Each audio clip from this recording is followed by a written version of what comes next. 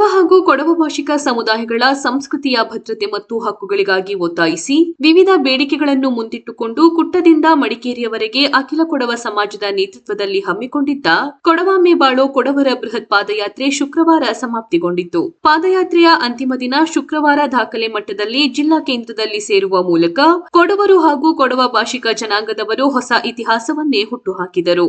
ಶುಕ್ರವಾರ ಬೆಳಿಗ್ಗೆ 10:30ಕ್ಕೆ ಮೇಕೇರಿಯಿಂದ ಪಾದಯಾತ್ರೆ ಆರಂಭಗೊಂಡಿತು. ಗಾಳಿಬೀಡು, ತಾಳತಮ್ಮನೆ, ಕುಶಾಲನಗರ, ಸುಂಟಿಕೊಪ್ಪ, ಸಂಪಿಗೆಕಟ್ಟೆ, ಸಿದ್ದಾಪುರ ಮಾರ್ಗವಾಗಿ ವಿವಿಧ ತಂಡಗಳು ಆಗಮಿಸಿ ಫೀಲ್ಡ್ ಮಾರ್ಷಲ್ ಕಾರ್ಯಪ್ಪ ವೃತ್ತವನ್ನು ತಲುಪಿತು. ಫೀಲ್ಡ್ ಮಾರ್ಷಲ್ ಕಾರ್ಯಪ್ಪ ಅವರ ಪ್ರತಿಮೆಗೆ ಮಾಲಾರ್ಪಣೆ ಮಾಡಿದ ನಂತರ ಜನರಲ್ ತಿಮ್ಮಯ್ಯ ವೃತ್ತದ ಬಳಿ ಯಾತ್ರೆ ಸೇರಿತು. ಎಲ್ಲ ಭಾಗದಿಂದ ಹೊರಟಿದ್ದ ಮೆರವಣಿಗೆಯು ಜನರಲ್ ತಿಮ್ಮಯ್ಯ ವೃತ್ತದಲ್ಲಿ ಸಮಾಗಮಗೊಂಡಿತು. ನಂತರ ಜನರಲ್ ತಿಮ್ಮಯ್ಯ ಪ್ರತಿಮೆಗೆ ಮಾಲಾರ್ಪಣೆ ಮಾಡಿ ಮಡಿಕೇರಿಯ ಮಂಗೇರಿರ ಮುತ್ತಣ್ಣ ವೃತ್ತ, ಅಜ್ಜಮಾಡ ದೇವಯ್ಯ ವೃತ್ತವಾಗಿ ಜೂನಿಯರ್ ಕಾಲೇಜು ರಸ್ತೆ ಮೂಲಕ ಕಳೆದ 5 ದಿನದಿಂದ ಸುಮಾರು 83 ಕಿಲೋಮೀಟರ್ ಕ್ರಮಿಸಿ ಮಡಿಕೇರಿಯ ಜನರಲ್ ತಿಮ್ಮಯ್ಯ ಕ್ರೀಡಾಂಗಣದ ಬಳಿ ಇರುವ ಕೊಡವ ಸಮಾಜ ಮನ್ನಲ್ಲಿ ಯಾತ್ರೆ ಸಮಾವೇಶಗೊಂಡಿತು.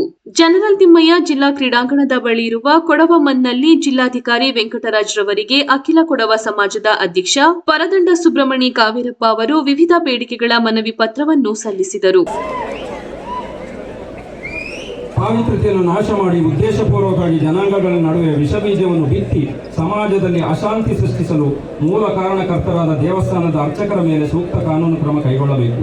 ಕಟ್ಟೆಮಾಡು ವಾರ್ಷಿಕ ಉತ್ಸವದ ಸಂದರ್ಭದಲ್ಲಿ ಕೊಡವರ ಸಾಂಸ್ಕೃತಿಕ ಉಡುಗೆಯನ್ನು ನಿರ್ಬಂಧಿಸಲು ಪ್ರಯತ್ನಿಸಿ ಕೊಡವರ ಮೇಲೆ ಹಲ್ಲೆ ನಡೆಸಿದ ಕಿಡಿಗೇಡಿಗಳನ್ನು ಬಂಧಿಸಿ ಕಠಿಣ ಕಾನೂನು ಕ್ರಮ ಕೈಗೊಳ್ಳದೆ ವಿಳಂಬ ಧೋರಣೆ ನಡೆಸುತ್ತಿರುವ ಜಿಲ್ಲಾಡಳಿತದ ಕ್ರಮದ ವಿರುದ್ಧ ನಮ್ಮ ಅಸಮಾಧಾನವನ್ನು ವ್ಯಕ್ತಪಡಿಸುತ್ತಾ ಕೂಡಲೇ ಕಿಡಿಗೇಡಿಗಳ ವಿರುದ್ಧ ಕಾನೂನು ಕ್ರಮ ಜರುಗಿಸಿ ಅವರನ್ನು ಬಂಧಿಸಬೇಕು ಎಂದು ಈ ಮೂಲಕ ಒತ್ತಾಯಿಸುತ್ತಿದ್ದೇವೆ. ಮನವಿ ಸ್ವೀಕರಿಸಿದ ಜಿಲ್ಲಾಧಿಕಾರಿ ವೆಂಕಟರಾಜರವರು ನಿಮ್ಮ ಬೇಡಿಕೆಯನ್ನು ಕೇಂದ್ರ ಹಾಗೂ ರಾಜ್ಯ ಸರ್ಕಾರಕ್ಕೆ ಕಳುಹಿಸುತ್ತೇವೆ. ಅದರೊಂದಿಗೆ ಜಿಲ್ಲಾಡಳಿತದಿಂದಲೂ ಕಾನೂನಿನ ರೀತಿಯಲ್ಲಿ ಪರಿಗಣಿಸಿ ಸೂಕ್ತ ಕ್ರಮ ಕೈಗೊಳ್ಳುತ್ತೇವೆ.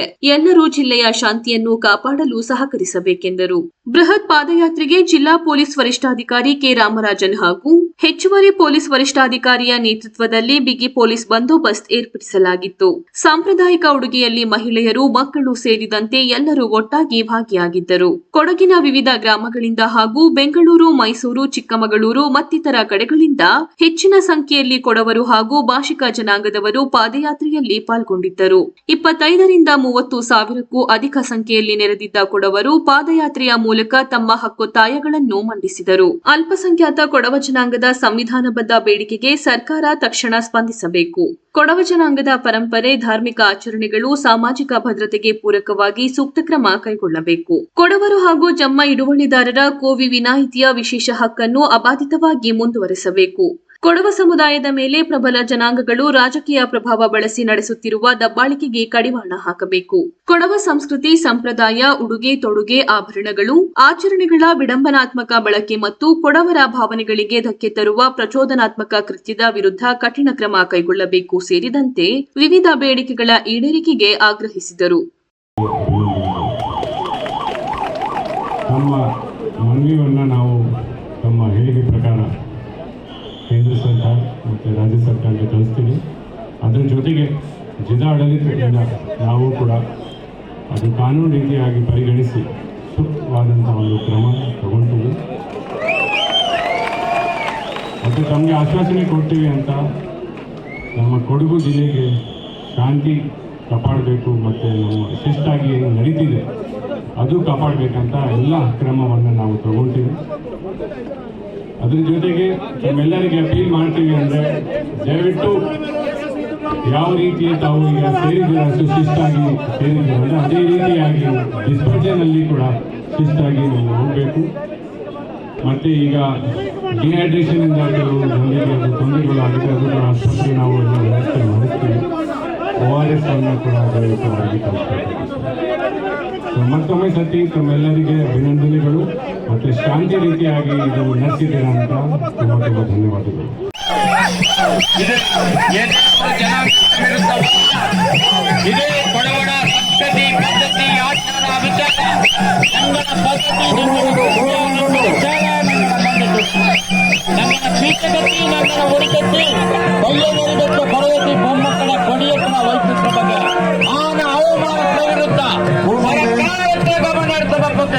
ನಂಗ ನಡೆಯುವಂತ ನಡುಪು ಕೊಡವಾಮೆ ಬಾಳು ನಡುಪು ಇದೆ.